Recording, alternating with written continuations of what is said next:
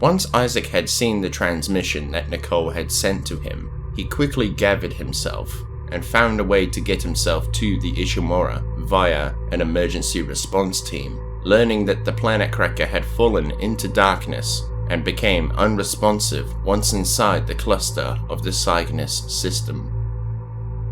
They would survey the area and find the ship floating among the space debris such as chunks of rock, asteroids and other materials thrown up from the planet crack. As they were about to link up with the Ishimura, they soon came under attack from the debris, prompting them to manually enter the hangar bay and shortly crash land despite their best efforts.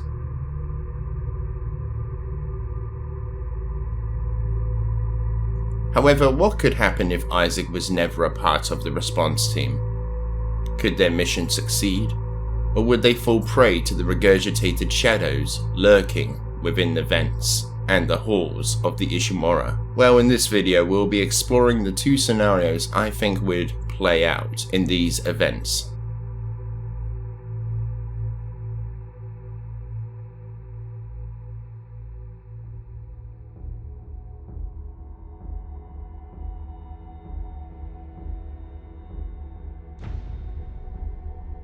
The original story would play out normally with a slight difference from here on out.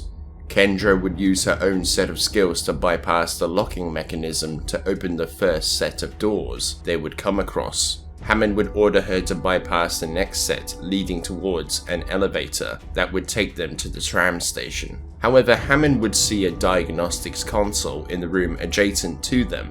He would go through the doorway to activate it. However, a few moments would pass as they discussed the next steps of their plan, until the room suddenly went into lockdown, with blaring alarms ringing and lights that would coat the room in a shade of red. They then began hearing a thunderous sound echoing through the vents, followed by muffled scratching noises until those noises transformed into a crashing sound and a dark entity had dropped out of the ceiling. As the entity rose up and crept towards the unsuspecting pilot, Hammond would see something that appears to be a man of some sorts, but something was different about it. But that's when he would see the silhouette of the form, with blades attached to the palms of its hands. As he tried to yell out towards the pilot, the creature had grabbed him, and another spawned in to tackle the other one. Kendra's heart began beating as fast as it could. Fear was indeed dominating her when she had finally broken through the lockdown and opened up the doors, barring her progress, which in turn opened up Hammond's side. Seeing this, he took no chances and made his escape, as more and more necromorphs crashed through the metal grates of the vents. He would attempt to shoot them, to no avail. Like the monsters had no concept of pain or just did not care. It would seem their only ambition in the twisted form of life was to kill them. Hammond would see the elevator down the hall from him and would run to it, and slowly it would open, allowing him to wiggle his way through the opening, and just in the nick of time. As he pressed on the interface to go down, he would hear nothing but his own heavy breathing, until seeing the closed doors opening back up. However, he would spray his pulse rifle into the head of this grotesque creature, and his journey into the depths had begun. As the elevator had landed, Hammond would hear what seemed to be like a struggle on the other side of the door. However, he could not help the poor soul trapped on the other side of the locked door, or at least that's what he had thought, until he saw a fuse panel. He would aim his weapon and shoot the fuse, severing the cords, allowing him to see who was on the other side. As he slid the door open, he saw someone for a split second, until another one of those things tackled him to the ground and had ripped out his throat in the process. The slasher slowly turned its head and had made eye contact with Hammond, who then blasted the necromorph to pieces. Hammond would then remark quietly that there was a way to put them down. The story would play out normally from here on out, with Kendra seeing Hammond and helping him to fix the tram unit. After he had accomplished this with the help of a stasis unit, he would go with her to the bridge, and the two would find out that they cannot access anything without the captain's rig codes. Suddenly, they hear a noise. As Hammond had looked up, he would see a leaper form. Like a humanoid scorpion, the two would run for it before becoming separated, like in the original events. So now we come to our first set of problems. Let's say that Hammond destroys the barricade blocking his path in the medical bay and gets the captain's rig, and somehow is able to fix a fuel line, reignites the engines, then fixes the ADS cannons, and evades the hunter. The path ahead of him would lead him into his doom, as when he attempts to go through with taking out the poisonous necromorph forms, the Wheezers, he nearly died from the toxic fumes in the original game. I think that Hammond would not even be able to get close due to the toxicity of the air he would be breathing, affecting his sight and his respiratory system, making his eyes sting, along with the marker twisting his mind, making him hallucinate. Sadly, I think the two would have to face the grim reality that this was bigger than the two of them, and the ship would become filled with the gas, and all would fall prey to it.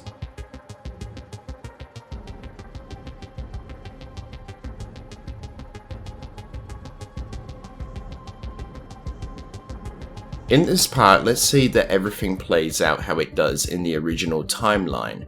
Hammond finds a way to defeat the Wheezers without condemning his own health, and destroys the Leviathan. However, Hammond I don't think would listen to Kendra about an SOS beacon and would instead say that they need to get off the ship. Kendra would probably cease communication for a little while out of sheer frustration, until Hammond contacts her again saying that he has found a shuttle with good news and bad news. The good news would be that he has found a shuttle, but it needs a singularity core, which was to be renamed to a portal drive and later a shut point drive in future installments of the franchise. He would look into the shuttle and he would tell them of a navigational error within the command systems.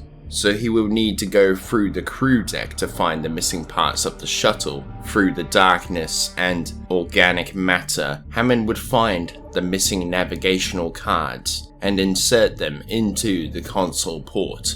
She would tell him to wait for her, as she is not too far from him, and he would tell her to hurry. Hammond in the meantime would release the docking clamps and wait for her.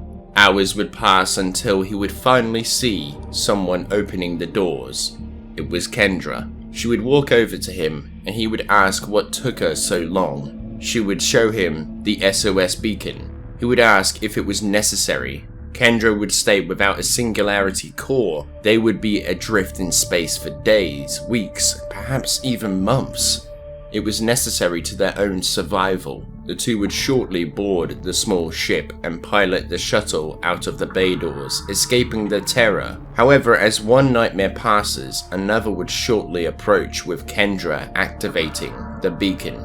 The two would escape the Ishimura inside of the maintenance shuttle, with Hammond claiming they won't get far, but Kendra would tell him that maybe they won't have to. She would leave the cockpit shortly after, holding the SOS beacon, taking it to the back room. Flying through the endless void of space, Hammond would call Kendra back into the cockpit, telling her of an object coming towards them. Kendra, upon seeing it, would grin from ear to ear. It was in fact a ship, the USM Valor, who would inform them to prepare for a boarding party.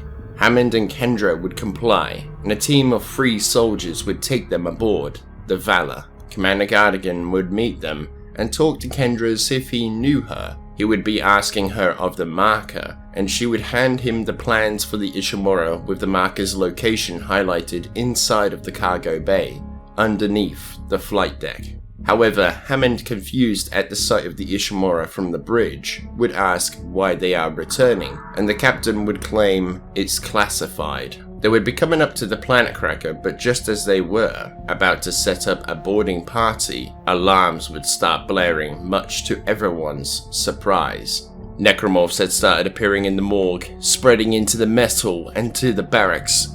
Hammond would volunteer to take down the threat, unknown to the variant, waiting for them. Commander Cardigan would tell Kendra to take a squad with her and proceed to the airlock to begin boarding the Ishimura. The Valor would come to a halt adjacent to the planet cracker, with a tunnel forming out of the airlock connecting the two ships together. Kendra and her team, however, would take the maintenance shuttle to the flight deck, and an additional squad would meet them in the flight lounge through the tunnel. Hammond, on the other hand, would work with the Valor soldiers in an effort to eliminate the contagion, until coming across the Twitchers, who would decimate the opposition, tearing through the ranks of the Valor. At the same time, Kendra, under the escort of the squad assigned to her, would carefully and quietly retrieve the marker from the cargo bay and attach it to the shuttle. With minor casualties, she would lift off and prepare to take the marker aboard the Valor. However, inside of the ship was a different story, with the necromorphs killing the soldiers, killing Hammond in the short time it took to retrieve the marker. The shuttle would come to the Valor, and Kendra would be waiting for some confirmation from the ship itself. The other squad would re-enter the Valor via the airlock, but would be contacted by Kendra to scan the ship for life signs. When they do, they are presented with a grisly turn of events. There were in fact no rig signals active other than their own.